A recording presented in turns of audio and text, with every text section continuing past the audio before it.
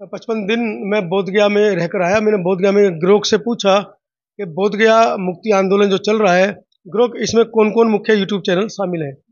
हमारे चैनल का हमारे चैनल का नाम दूर-दूर तक नहीं था। हाँ, और उन चैनल्स के नाम जिनको मैंने उस आंदोलन में देखा भी नहीं कभी, क्योंकि मैं 55 दिन रेगुलर वहाँ पर रहा हूँ। तो उन चैनल्स के नाम वो बता रहा था जिनको मैं भी नहीं जानता। Shyama Prasad Mukherjee college for women, महिलाओं का कॉलेज और अकेला पत्रकार। नमस्कार, मैं हूँ मनोज अंतानी और आप देख रहे हैं समता आवाज टीवी और नागवंशी टीवी की ये साझा पेशकश। मेरे साथ जो शख्सियत बैठी है किसी परिचय की मोहताज नहीं है, प्रोफेसर चंद्रकांता के माथुर। उनके बहुत सारी वीडियोज आप पहले हमारे चैनल पर देख पाए हैं और आप लोगों ने उनको बड़ा सराहना भी किया, क्योंकि बहुत कम प्रोफेसर्स हैं जो हमारे मुद्दों पर खुलकर बात करते हैं। आज कॉलेज के अंदर एक प्रोग्राम था, वार्षिक महोत्सव था, उसी को लेकर हम यहाँ पहुँचे, जिसपे प्रोफेसर साहब की एक किताब का भी विमोचन हुआ है। प्रोफेसर साहब, आपका धन्यवाद, स्वागत कि आपने हमारे लिए समय निकाला। थैंक यू वेरी मच, और मैं आपको धन्यवाद करती हूँ कि आपने समय निकाला।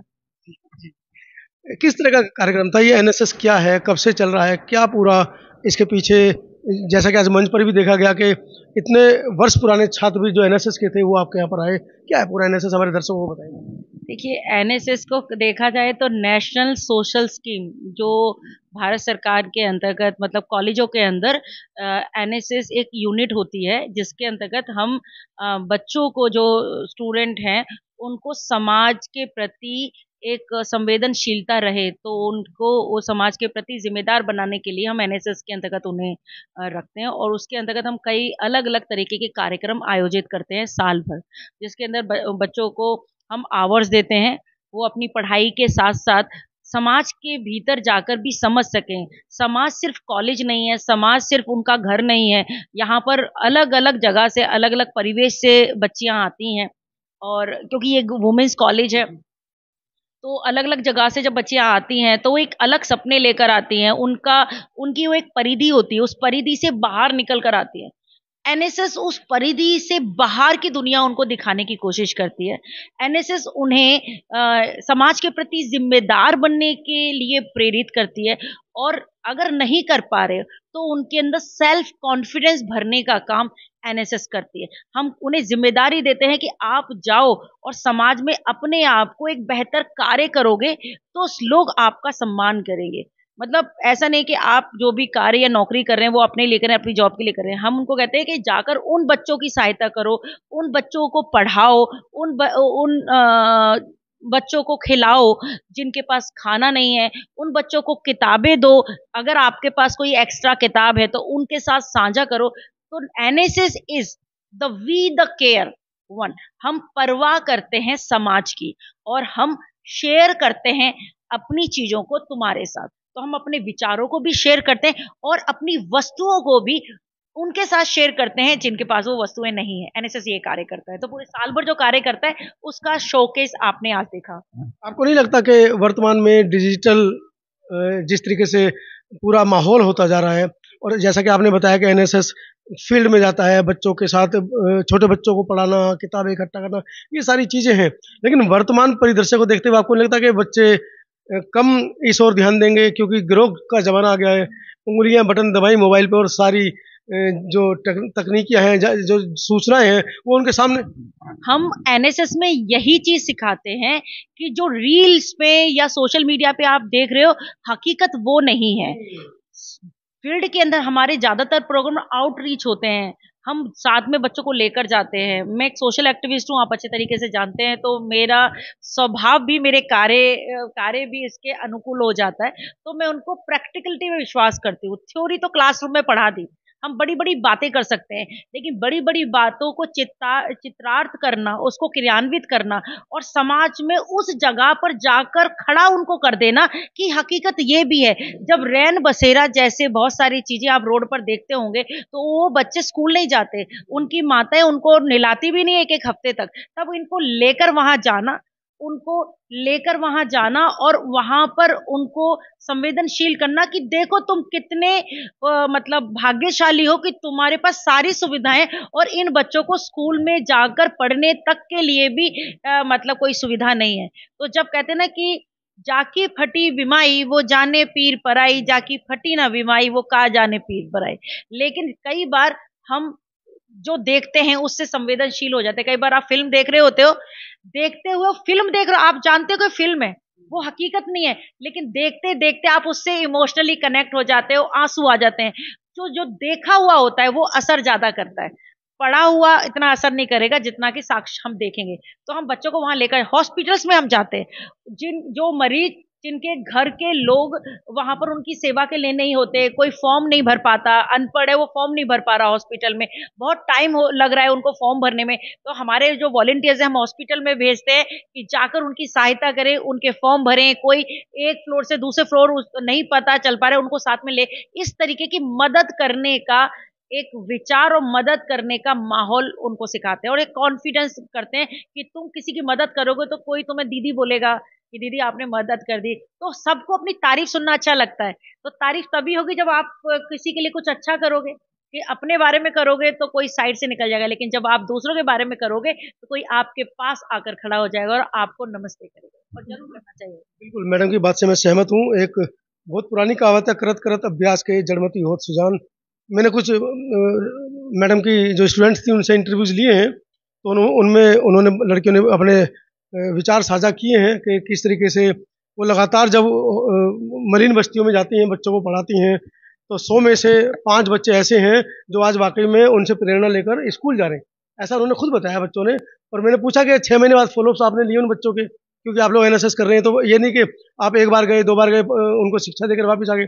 तो उन्होंने कहा नहीं, बच्चे वाकई में पढ़ना चाहते हैं, उनके परिवार भी मतलब खुश है कि किसी ने हमारे बच्चों को प्रेरित तो किया। ये बहुत ही प्राउड की बात है कि हमने ब्लाइंड पीपल्स के लिए भी हमने इतना अच्छा परफॉर्मेंस करी थी। एक सोशल सर्विस में उनको भी ये ना लगे कि भाई वो ब्लाइंड है, तो हमने ये सब चीज़ें ट्राई करा था। हमने उड़ान करवाया था अपना प्रोजेक्ट, जिसमें हमने 1 मंथ तक जाके बच्चों को टीच करा था, एंड हमारे इसके रिजल्ट बहुत ही अच्छे रहे हैं। इसमें हम इवन जो पेरेंट्स पढ़ाना नहीं चाह रहे थे अपने बच्चों को, वो अब एनकरेज हुए हैं। उन्हें लगा जैसे हम पढ़ा रहे थे, तो उन्होंने अब बच्चों को पढ़ाना स्टार्ट करा, गवर्नमेंट स्कूल्स में भेजा। ठीक है उनके पास पैसे नहीं है, लेकिन उन्होंने अपने बच्चों को पढ़ाने के लिए अब ट्राई करा, वो अब घर नहीं बैठा रहे। ये बेसिकली मैं इसमें ये नहीं कहूंगी कि मैंने क्या किया। मुझे लगता है कि जो मैं एनएसएस टीम में अभी 2 साल से थी, तो मतलब मेरा काम है, मैं एक सोशल एक्टिविस्ट हूँ, आप जानते हो। तो लाइक मेरा काम होता है, ज्यादातर कॉलेजों में क्या होता है, एनएसएस को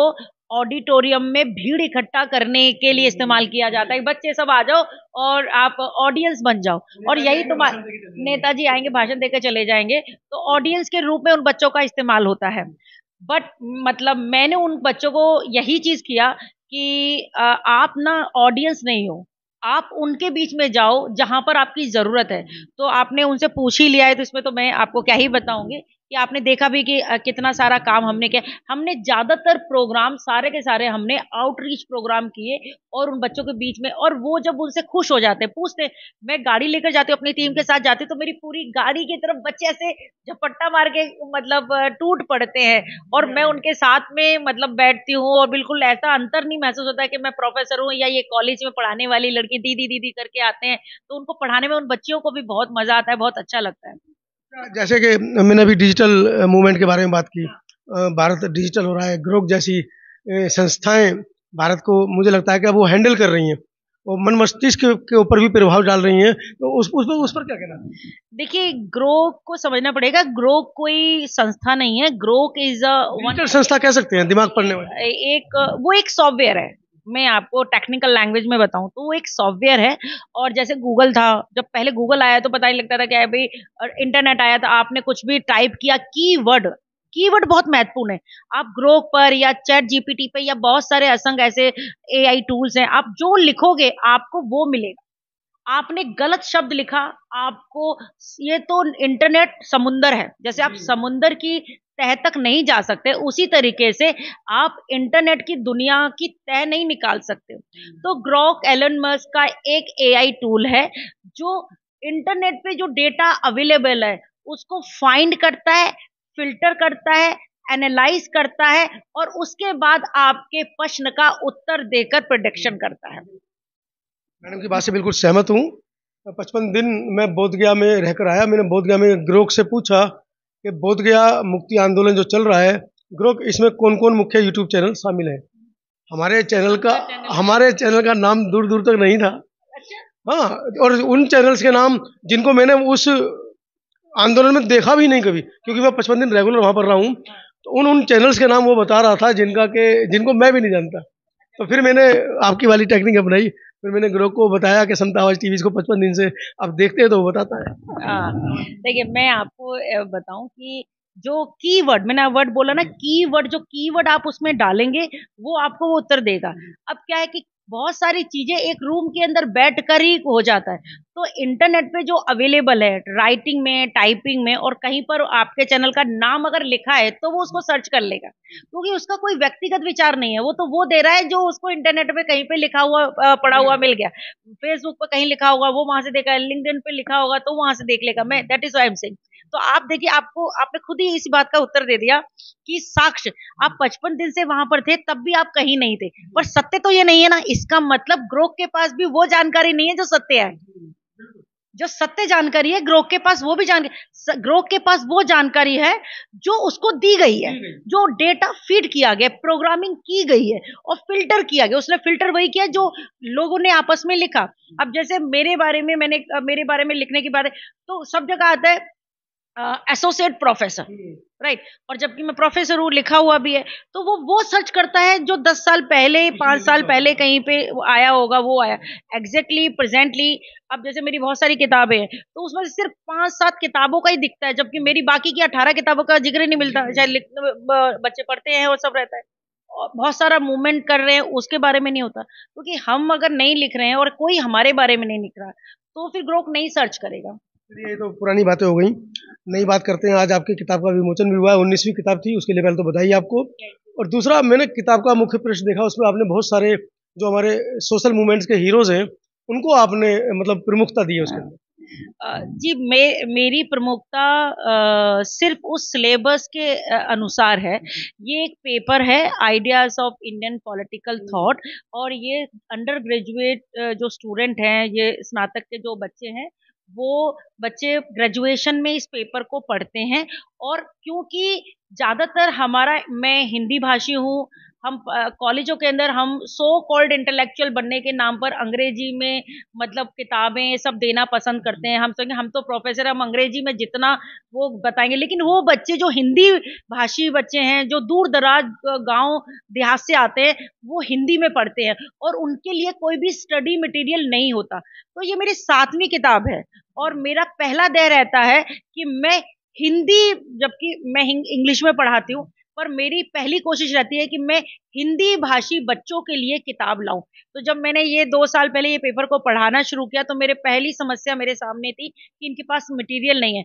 तो मैंने इस पर ही उसी दिन से काम करना शुरू कर दिया कि कम से कम इन बच्चों के पास पढ़ने के लिए और एग्जाम देने के लिए हिंदी में कोई सॉलिड रिसर्च मटेरियल होना चाहिए, क्योंकि वो इंटरनेट से जो देखते हैं वो सत्य नहीं होता, वो सही नहीं होता और वो आंसर सही कर नहीं पाते और इसलिए उनके नंबर कम आते हैं। तो उनकी हिंदी भाषी बच्चों की सहायता करने के लिए ये उस सिलेबस को पूरा करने वाली किताब है। तो इसमें लगता नहीं कि जिस तरीके से अलग अलग विचारक हैं, धर्म या जाति भी कह सकते हैं, और कुछ आपस में मतभेद वाले लोग भी उसके अंदर दिखाई दे रहे हैं मुख्य पृष्ठ पर, कहीं ना कहीं आलोचना का शिकार आप ना हो जाए। नहीं, मैं बिल्कुल भी आलोचना का शिकार नहीं रहूंगी, क्योंकि जैसे ही वो पेज को पलटेंगे उसमें भूमिका आएगी, और जो मतलब सिर्फ नेवर जज बाय द कवर, ठीक है, कभी भी आप कवर को देखकर जज मत करो। ये तो आपने कहा नेवर जज बाय कवर, लेकिन हिंदी में इसके भी बिल्कुल विपरीत एक कहावत चलती है कि खत का मजमूम भाप लेते हैं कि मतलब पूरे खत का मजमूम भाप लेते हैं लिफाफा देखिए लिफाफा, हाँ, उसको इस तरीके से कहा जाएगा कि जितना महंगा लिफाफा होगा तो पता ये चल जाएगा कि किसने भेजा है, लेकिन अंतर्देशी होगा तो पता चल जाएगा कि भाई मतलब ये किसने भेजा होगा। लेकिन बुक अपने आप में बहुत विचारों को समेटे हुए है, ठीक है, तो कवर के बाद ही बुक का मतलब है पहले पृष्ठ पे जाना। कंटेंट पे जाना, और कंटेंट के अंदर ऑलरेडी लिखा हुआ है कि इस पर किस पर विषय में बात हो रही है। ये मेरा विचार नहीं है, this is not my opinion. ये ऑलरेडी भारत सरकार के एजुकेशन डिपार्टमेंट ने, यूजीसी ने जिस विषय को, जिस पेपर को इंट्रोड्यूस किया है, उसमें इन विचारकों को लिया है और बच्चों को कहा है कि इस विचारकों की इन विचारधारा पर आपको प्रश्न के उत्तर देने हैं, और बच्चे जानते नहीं हैं। तो ये किताब बेसिकली उस सिलेबस को पूरा करने वाली किताब है जो उसका कंटेंट है। ये it is based on the syllabus. ये मेरे हाथ में किताब है, राजनीतिक चिंतन के भारतीय शिल्पकार। फ्लिपकार्ट, अमेजोन आदि पर ये किताब उपलब्ध है। आप सर्च कर किताब को मंगा सकते हैं, और वाकई में बहुत शिक्षाप्रद किताब है, क्योंकि इसके ऊपर जो शिल्पकार जिनको कहा गया है उन सबके फोटो इसके ऊपर लिखे हैं, आप देख सकते हैं। और जैसा कि मैंने अभी मैडम से पूछा कि कंट्रोवर्शियल फोटो भी है इसमें, लेकिन हमारी भाषा में कह सकते हैं, बीइंग अम्बेडकराइज, मैं कह सकता हूं कि इसमें कुछ फोटो ऐसे हैं। लेकिन अगर हम उनको पढ़ें, जैसे कि मनुस्मृति के बारे में कहा जाता है कि मनुस्मृति जो है समाज के अंदर एक वैमनस्य फैला रही है, ऐसी किताब है। लेकिन जब तक आप उसको पढ़ेंगे नहीं, उसका गहन अध्ययन नहीं करेंगे, आपको उसके बारे में पता नहीं चलेगा। उसी तरीके से रामायण है, महाभारत है, संविधान है हमारा। लोग संविधानवादी बनते हैं लेकिन संविधान को पढ़ते ही नहीं, जानते नहीं इसके बारे में। देखिए, एज अ शिक्षाविद, as a teacher, as a academician, मैं इतना आप सबको कहना चाहूंगी कि आपका अपना विचार होना चाहिए। एक्स ने ऐसा कहा तो मेरा वैसा विचार है। कोई भी चीज कंट्रोवर्शियल नहीं है यदि हमारी मस्तिष्क में कोई कंट्रोवर्शियलिटी नहीं होती है तो। दूसरी बात है कि हर एक व्यक्ति अपने विचार पर अड़िग है। आपका अपना विचार है, मेरा भी अपना अलग विचार है। तो ये मुझे सही ना लगे, मेरा विचार हो सकता है, लेकिन बाकी सबको वो गलत हो जाए ये भी नहीं हो सकता है। तो ये इसमें जो जिसे कहा जाए कंट्रोवर्शियल तो नहीं कहूंगी, ये सारे विचारक हैं मेरे लिए, सबने अपना अपना विचार रखा है। इस किताब के अंदर कौटिल्य से लेकर कौटिल्य के धर्म और राज्य के शासन के बारे में डिस्क्राइब किया गया है। इस किताब के अंदर बाबा साहब अम्बेडकर के सामाजिक न्याय को विस्तार से बताया गया है। इस किताब के अंतर्गत ताराबाई शिंदे जो पहली महिला नारीवादी थी, उनके स्त्री पुरुष तुलना क्या था उसके बारे में बताया गया है। इस किताब के अंदर अंत्योदय के दीनदयाल और पंडित दीनदयाल उपाध्याय का जो अंत्योदय था उसके बारे में बात की गई है। इसके अंतर्गत महात्मा गांधी के स्वराज और अहिंसा के सिद्धांत के बारे में आपसे चर्चा की गई है। और इसके अंतर्गत विवेकानंद जी के ने जो संस्कृति और राष्ट्रवाद के बारे में बात कही, उनकी संस्कृति के विषय में क्या सोचती और उनके राष्ट्रवाद के बारे में क्या सोचती, इसके बारे में बताया गया। एक्चुअली जो उन्होंने कहा, मैं क्या करूं, मेरा ऑब्जर्वेशन हो सकता है, लेकिन उनका एक्चुअली विचार क्या था, इसमें आपको एक्चुअली विचार मिलेगा, इसमें फैब्रिकेटेड नहीं होगा। और जिसे बार बार सर कंट्रोवर्शियल कह रहे हैं, क्योंकि मतलब अम्बेडकराइट होना कभी ये नहीं कहता कि दूसरे का विरोध करना। बाबा साहब अम्बेडकर एक वो व्यक्ति थे जिन्होंने कभी किसी का विरोध नहीं किया। यदि हम अपने आप को अम्बेडकराइट कहते हैं तो हमें दूसरे के विचार का स्वागत करना चाहिए। हाँ, मेरा विचार ये है और तुम्हारा ये विचार है, मैं सहमत नहीं करती हूँ और आपका विचार अपना, आप मुझसे सहमत, ये हमारे मतभेद हो सकते हैं, लेकिन मानव स्वभाव के अंदर का मनभेद होना नहीं होना चाहिए। हम एक समाज का हिस्सा हैं और समाज में हर एक व्यक्ति उतना ही महत्वपूर्ण होता है कि कोई श्रेष्ठ और विशिष्ट व्यक्ति। कंट्रोवर्शियलाइज जो जिसे कह रहे हैं बार बार ऑफ द कैमरा भी आपने कहा और अभी इससे पहले भी कि कंट्रोवर्शियलाइज मतलब वीर सावरकर जी इस पूरी उसमें एक जगह पर एक फोटो वीर सावरकर का है, बाकी कोई कंट्रोवर्शियलाइज ऐसा, तो वीर सावरकर जी के बारे में कहा गया कि ये कंट्रोवर्शियलाइज है। तो मैं ये बताना चाह रही हूँ, ना तो वो कंट्रोवर्शियलाइज है, वो एक थिंकर के रूप में लिए गए, उनका अपना हिंदुत्व पर अपना विचार है, तो उनका अपना हिंदुत्व पे जो विचार है वो इसके अंदर आना ही चाहिए। ठीक है, तो विचारक कभी कंट्रोवर्शियल नहीं होता, हम उसको किस तरीके से किस स्वरूप में लेते हैं वो एक जरूर सोचने का विषय कंट्रोवर्शियल हो सकता है। तो आप प्रोफेसर डॉक्टर चंद्रकांता के माथुर, और जैसा कि मैंने कहा कि पेज कंट्रोवर्शियल है, अंदर के विचार कैसे है वो तो किताब पढ़ने के बाद, जैसा कि मैडम ने कहा कि मेरा इसमें कुछ भी नहीं है, जो इन लोगों ने स्वयं ने कहा है या लिखा है उसी को मैंने अपने स्टूडेंट्स तक या छात्रों तक या जो पीएचडी करेंगे इस विषय पर उनके लिए लिखा है। मैं एक चीज और बताना चाहूंगी, ये इसका जो कवर डिजाइन है that is also my thought. और मतलब ये अगर आप कवर नहीं देखते ना तो आप शायद ये प्रश्न भी नहीं उठता, क्योंकि आप अंदर पूरी किताब पढ़ने के बाद करते। लेकिन मैंने जानबूझकर इस कवर को इस फ्रेम में रखा है कि what is the picture behind it. ठीक है, तो इस कवर से आप जज कर सके कि जो विचारक का अपना मूल विचार क्या है। तो ये इसको आप जो कवर है उसको कंट्रोवर्शियल देखना चाहें तो कंट्रोवर्शियल देख सकते हैं, और आपके अंदर यदि एक जिज्ञासा पैदा करता है कि क्या है। हम नॉर्मली बच्चों को कहते हैं ना कि तुम इस दिशा में मत जाना, तो बच्चा उसी दिशा में जाता है। तो आप समझने इस किताब को पढ़ो और समझो और जानो कि क्या ये सचमुच में कंट्रोवर्शियल है, और मुझे भी बताइएगा, मतलब चैनल के माध्यम से आप कमेंट करेंगे। और इस किताब, लेकिन कमेंट आप जरूर तब कीजिएगा जब आप इस किताब को पढ़ लें। और अगर आप पढ़े बिना आप अगर इसके बारे में कोई कंट्रोवर्सी या इसके बारे में कोई अपनी टीका टिप्पणी करेंगे तो आपके विचार का स्वागत है, क्योंकि हमने सुना है कि निंदक नियरे राखे, आलोचनाएं भी सदैव आंगन कुटी छवाए, आंगन कुटी समाए। एंड आलोचनाएं नहीं होंगी तो सृजनात्मकता नहीं होगी। आलोचना जब होनी बंद हो जाती है तो समाज मृत हो जाता है, और हमें मृत नहीं हो रहा, जीवित रहना है। तो आलोचनात्मक विचार होना जरूर है, ये बाबा साहब भीमराव अंबेडकर ने कहा। मैं एक अपने आप को, मैं नहीं कहती हूँ कि मैं अंबेडकराइड हूँ, मैं ये हूँ मैं वो। लोग मुझे कहते हैं कि यस आपके विचारों में अंबेडकर के विचार नजर आते हैं, आप एक लेडी अंबेडकर के रूप में मुझे कई लोगों ने मतलब उपाधि जो भी दिया। मेरी कोई औकात नहीं है कि मैं बाबा साहब डॉक्टर भीमराव अंबेडकर के कहीं भी छू पाऊं। लेकिन हाँ, इतना जरूर है कि मैं पॉलिटिकल साइंस की स्टूडेंट हूँ, रिसर्चर हूँ और द टीचर हूँ। इसलिए मैं संविधान को बड़ी गहनता से समझने की और समझाने की कोशिश करती हूँ। कोशिश है, कुछ समझ पाएंगे तो अच्छा है, और कुछ नहीं समझ पाएंगे तो मुझसे वार्तालाप करेंगे तो मैं दावे से कह सकती हूँ कि मैं उसको समझा पाऊंगी। तो राजनीतिक चिंतन के भारतीय शिल्पकार, ये किताब जिसको मैंने बार बार आप लोगों के सामने कंट्रोवर्शियल कहा है, और वाकई में चित्रों के हिसाब से कंट्रोवर्शियल है, लेकिन जैसा कि मैडम ने कहा कि राजनीतिक चिंतन के भारतीय शिल्पकार, आप पढ़िएगा जरूर और पढ़ने के बाद कमेंट जरूर कीजिएगा। मैडम कहाँ ये किताब मिलेगी? ये अमेजन, फ्लिपकार्ट और बुक स्टॉल वगैरह पे, ये तो this is a part of the distribution. ठीक है, तो ये स्वराज प्रकाशन की तरफ से प्रकाशित है, तो ये तो उनका काम है कि कहाँ कहाँ उपलब्ध होगी।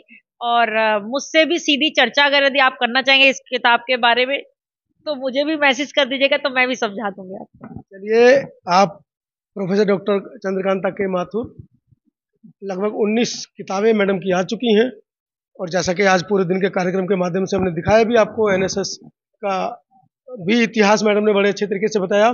खासकर आज का जो चिंतन है वो भारतीय शिल्पकारों को लेकर है। आप किताब पढ़े ना पढ़े कमेंट जरूर कीजिएगा, और कमेंट करने के बाद अगर आपको लगता है कि आपने कंट्रोवर्शियल शब्द को लेकर कमेंट किया है तो एक बार किताब पढ़ने के बाद फिर दोबारा कमेंट करें, मुझे इंतजार रहेगा आपका। बहुत बहुत धन्यवाद madam, thank you. Thank you very much, thank you very much.